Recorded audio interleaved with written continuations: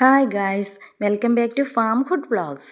ഞാൻ ഇന്നിവിടെ സോയാ ചങ്ക് വളരെ ടേസ്റ്റി ആയിട്ട് വെക്കുന്ന രീതി തന്നെ നിങ്ങളെ പരിചയപ്പെടുത്താണ് കേട്ടോ. ആദ്യമായിട്ട് നമ്മൾ എന്ത് ചെയ്യുക വെച്ചിട്ടുണ്ടെങ്കിൽ സോയാ ചങ്ക് എടുത്തിട്ട് നന്നായിട്ടൊന്ന് കഴുകുക.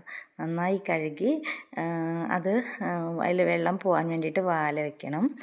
അതിനുശേഷം നമ്മൾ ഒരു ചീഞ്ചട്ടി അടുപ്പത്ത് വെച്ചിട്ട് അത് നന്നായിട്ടൊന്ന് തിളച്ച് വരട്ടെ വെള്ളം. അതിൽ കുറച്ച് ഉപ്പിട്ടിട്ട് സോയ ചങ്കിൽ ഉപ്പ് പിടിക്കാൻ വേണ്ടിയിട്ടാണ് കേട്ടോ. സ്റ്റാർട്ടിങ്ങിൽ ഞാൻ ചെയ്യുന്ന രീതിയാണ് ഉപ്പിടുക, എന്നിട്ട് സോയ ചങ്കിട്ടിട്ട് നന്നായിട്ട് ഇളക്കുക. എന്നിട്ട് അതൊന്ന് വെന്ത് വരട്ടെ. വെന്ത് വരുമ്പോൾ നമ്മൾ വീണ്ടും വാല വയ്ക്കുക. പിന്നെ മുളക് പൊടി, മഞ്ഞൾപ്പൊടി, മല്ലിപ്പൊടി, മീറ്റ് മസാല, ഇത് നാലും നമ്മൾ ആവശ്യത്തിന് പൊടികളെടുത്ത് മാറ്റി വയ്ക്കുക കേട്ടോ. ഇത് ചൂടാക്കാൻ വേണ്ടിയിട്ടാണ്. പിന്നെ പച്ചമുളക്, കറിമുളക്, പിന്നെ കുരുമുളക് കുത്തിപ്പൊടിച്ചതാണ്. പിന്നെ വേപ്പില നമ്മുടെ വീട്ടിലുള്ളത് തന്നെയാണ്, കറിവേപ്പില.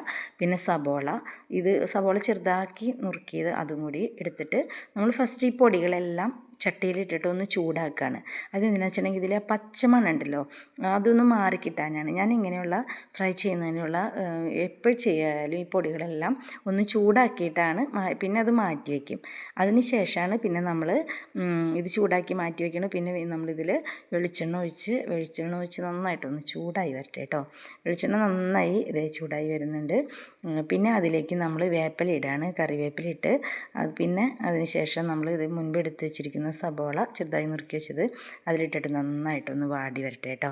പിന്നെ അതിൽ ബാക്കിയുള്ള കറിമുളക് ഇട്ടിട്ട് അതെല്ലാം ഒന്ന്, അതിൽ കുറച്ച് ഉപ്പും കൂടി ഇടണം കേട്ടോ.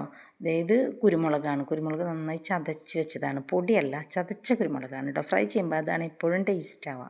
അപ്പോൾ എന്നിട്ട് അതിൽ കുറച്ച് പൊടിയുപ്പ് ഇട്ടിട്ട് നമ്മൾ ഇതൊന്ന് വല്ലാതെ മുരിച്ചിലാവണ്ട, ഒന്ന് വാടി വരുമ്പോൾ നമ്മൾ നേരത്തെ എടുത്ത് വെച്ചിരിക്കുന്ന പൊടികളുണ്ടല്ലോ, ചൂടാക്കി വെച്ചിരിക്കുന്ന പൊടികളുണ്ടല്ലോ, അതായത് മുളക് പൊടി, മല്ലിപ്പൊടി, മഞ്ഞൾപ്പൊടി, പിന്നെ മീറ്റ് മസാല, ഇത് നാലും കൂടി നമ്മൾ ഇതിൻ്റെ കൂടെ ഇട്ടിട്ട് പിന്നെ ഒന്ന് അതിൻ്റെ പച്ചമണം പോയിട്ടുണ്ട് ചൂടാക്കിയപ്പോൾ, എങ്കിലും ഇതിൽ കിടന്നൊന്ന് മിക്സായി വരണം കേട്ടോ. നല്ല ടേസ്റ്റി ആയിട്ട് ആവാനാണ്. ഇപ്പോൾ നല്ല മണം വരുന്നുണ്ട്. നമുക്കത് ഉണ്ടാക്കുന്ന സമയത്ത് ആ മണം ഉണ്ടല്ലോ, നല്ലൊരു മണമാണ്, ആ കുരുമുളക് ചതച്ചതിൻ്റെയും എല്ലാം കൂടിയിട്ട്. എന്നിട്ട് നമ്മൾ ഇതിലേക്ക് ആ സോയാ ചങ്ക്, നമ്മൾ നേരത്തെ വേവിച്ച് വെച്ച സോയാ ചങ്ക് ഉണ്ടല്ലോ, അതിട്ടിട്ട് നന്നായിട്ടൊന്ന് ഇളക്കുക. നന്നായിട്ടൊന്ന് എല്ലാം കൂടിയിട്ട് മിക്സായി വരണം. പിന്നെ ഇതിൽ കുറച്ച് ഉപ്പിടാണ് നമ്മൾ. ഇതിൽ ആ മസാലയിലൊന്നും ഉപ്പ് പിടിക്കണമല്ലോ, അതിന് വേണ്ടിയിട്ടാണ് കേട്ടോ. കുറച്ച് ഉപ്പിട്ടിട്ട് നന്നായിട്ടൊന്ന് ഇളക്കുക. നമ്മുടെ കുട്ടികൾക്ക് ഇടയ്ക്കിടയ്ക്ക് ഇങ്ങനെ ഉണ്ടാക്കി കൊടുക്കുന്നത് നല്ലതാണ് കേട്ടോ. ഈ നോൺ വെജൊക്കെ കൊടുത്ത് കുട്ടികളാകെ എന്താ പറയുക, ഒരു പരുവാക്കണേക്കാൾ ഇതൊക്കെ വളരെ ടേസ്റ്റിയും അതോടൊപ്പം നമുക്ക് വളരെ പോഷകമുള്ളതാണ്. നമ്മളത് ശ്രദ്ധിക്കാത്തത് കൊണ്ടാണ് കേട്ടോ. അപ്പോൾ ആഴ്ചയിൽ ഒരു നേരമെങ്കിലും ഇതൊക്കെ ഉണ്ടാക്കി കൊടുക്കാൻ ശ്രമിക്കുക. ഇപ്പോൾ ഇത് ഒരുവിധം വെന്തുണ്ടിട്ട് ഇന്ന് മൂടി വയ്ക്കുകയാണ്. മൂടി വെച്ചിട്ട് ഒന്നൊരു ആവി വരണം, എന്ന് വെച്ചാൽ എല്ലാം കൂടി ഒന്ന് മിക്സ് ആവാൻ വേണ്ടിയിട്ടാണ്. അതിൻ്റെ ആ പൊടികളെല്ലാം ഇതിൽ കിട്ടാൻ വേണ്ടിയിട്ടാണ്. ഇതിപ്പോൾ വരുന്ന മണം ഉണ്ടല്ലോ, അത് തന്നെ കണ്ടു കഴിഞ്ഞാൽ കുട്ടികൾ മണം കേട്ട് ഭക്ഷണം കഴിക്കാൻ വരും. ഇത് ഇന്ന് എല്ലാം കൂടി മിക്സായി. ഇനി നമ്മുടെ സോയാ ചങ്ക് വളരെ നല്ല ടേസ്റ്റിയാണ് കേട്ടോ. നിങ്ങളെല്ലാവരും ഇതുപോലെ വെക്കാൻ ശ്രമിക്കുക. വെച്ചിട്ട് അഭിപ്രായം അറിയിക്കുക. അഭിപ്രായം പറയുന്നത് നിങ്ങളുടെ എന്ത് ഇതായിക്കോട്ടെ, അഭിപ്രായം നമ്മൾ കമൻറ്റ് ബോക്സിലൂടെ അറിയിക്കാൻ ശ്രമിക്കുക.